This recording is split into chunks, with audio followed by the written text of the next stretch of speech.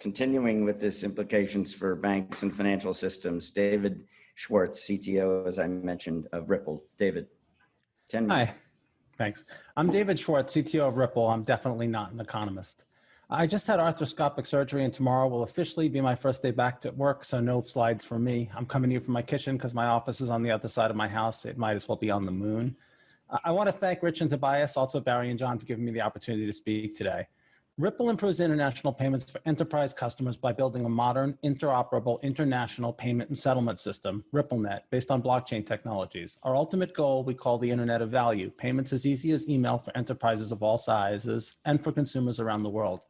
Obviously, we're not going to build that all by ourselves. It's an audacious goal. And in 8 years, we've learned a lot about where the challenges are, but also where the opportunities are. The good news? CBDCs can make domestic settlement faster, more reliable, and less costly, and that's important.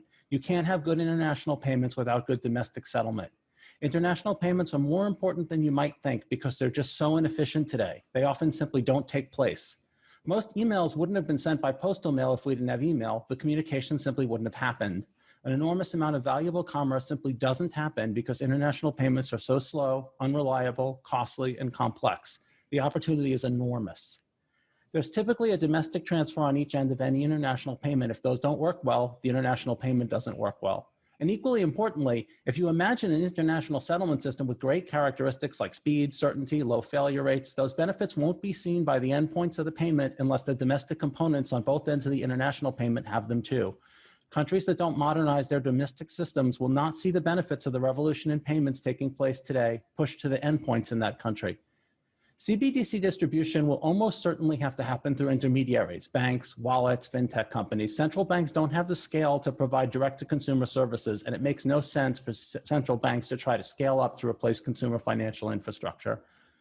In working to build modern international payments, we've discovered that the biggest obstacle is very often the last hop, getting the funds to the payment recipient through the domestic payment system.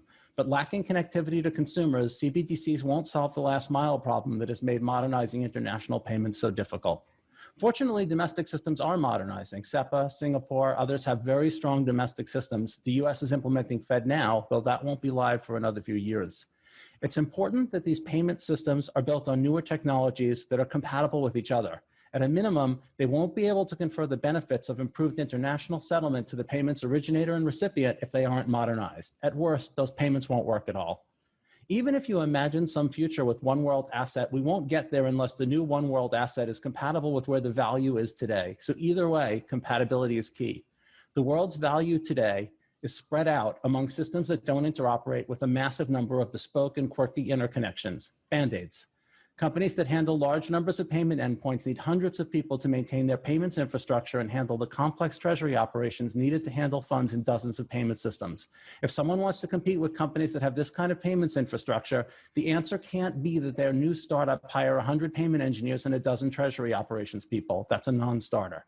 So there's an opportunity here to bridge domestic real-time payment systems such as FedNow, clearinghouse for US dollars, with powerful benefits for small and medium enterprises and ultimately consumers around the world. We need to build systems with common principles just as the internet was built.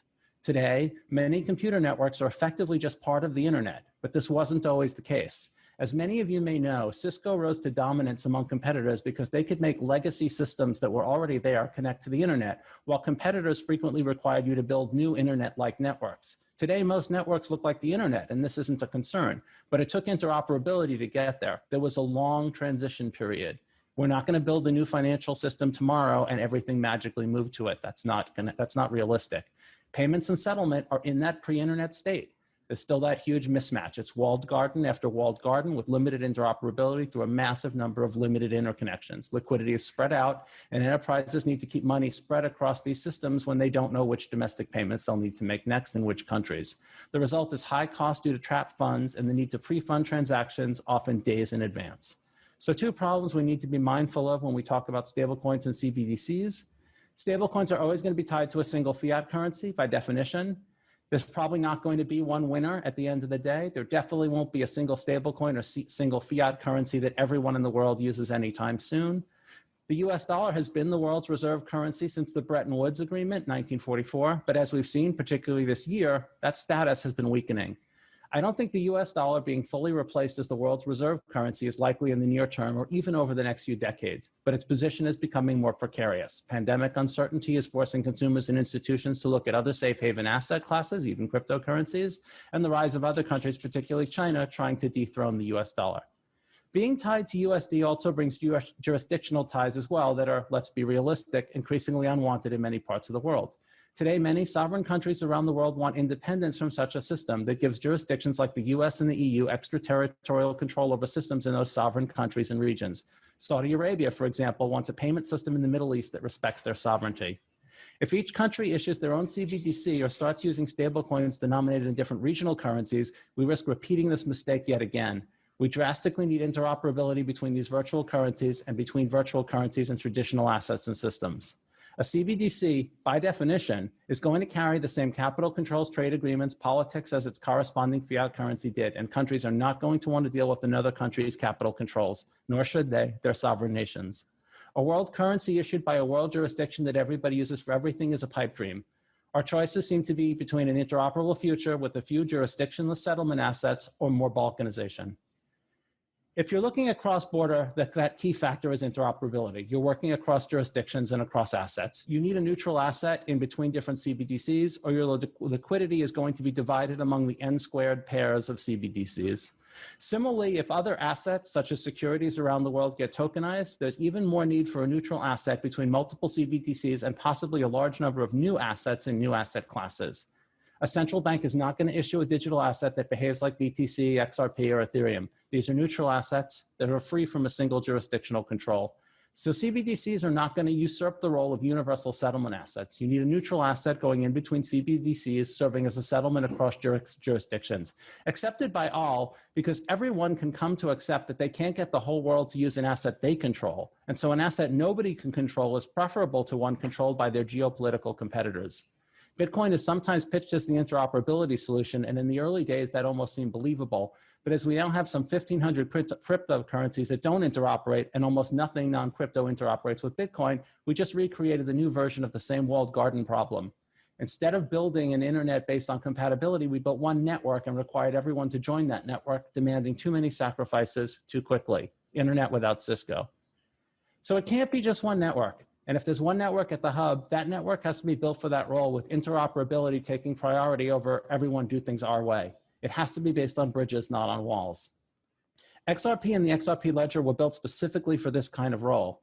The XRP Ledger was purpose-built for transacting in both a native neutral asset, XRP, and also in issued assets, a bridge to CBDCs, stablecoins, other payment networks, and other kinds of assets such as securities. The XRP Ledger has asset issuance built into the protocol. Issuance, authorization, payment, settlement, and exchange are native operations with simple APIs.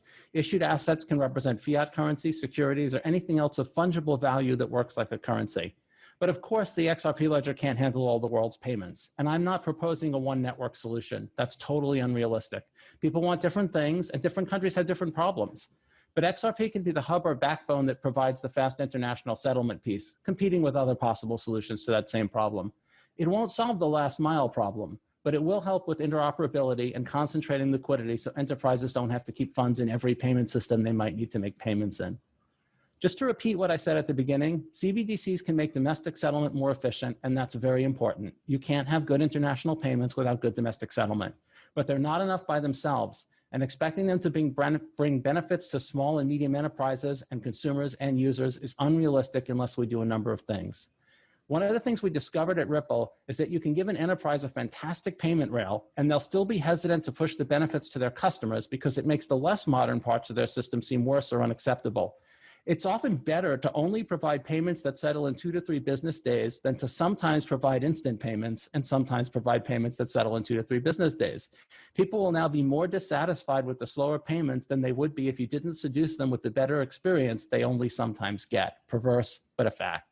To some extent, you have to do everything to do anything, but CBDCs definitely can have a role to play. It just still leaves getting to and from the end user and interoperability across jurisdictions and different fiats, and those are very important components if we want to make things better.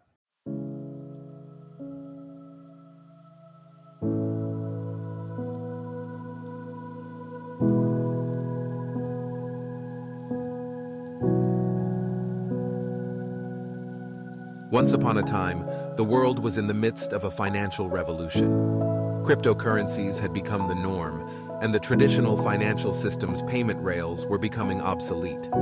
But among all the various cryptocurrencies, one stood out as the clear choice to dominate the future financial system: XRP. The story of XRP's dominance began with its unique properties. Unlike many other cryptocurrencies, XRP was designed specifically for use in the financial sector. Its lightning-fast transaction speed and low transaction fees made it ideal for use in cross-border payments and remittances, and it was quickly adopted by banks and financial institutions around the world. As more and more institutions began to use XRP, its value began to skyrocket. Investors saw the potential for XRP to become the backbone of the global financial system, and they began pouring their money into it. As a result, XRP's market capitalization surpassed that of even the largest traditional banks, and it became clear that XRP was the chosen cryptocurrency to dominate the future financial system. Governments around the world took notice of XRP's dominance, and many of them began to adopt the XRPL to build their own official currencies.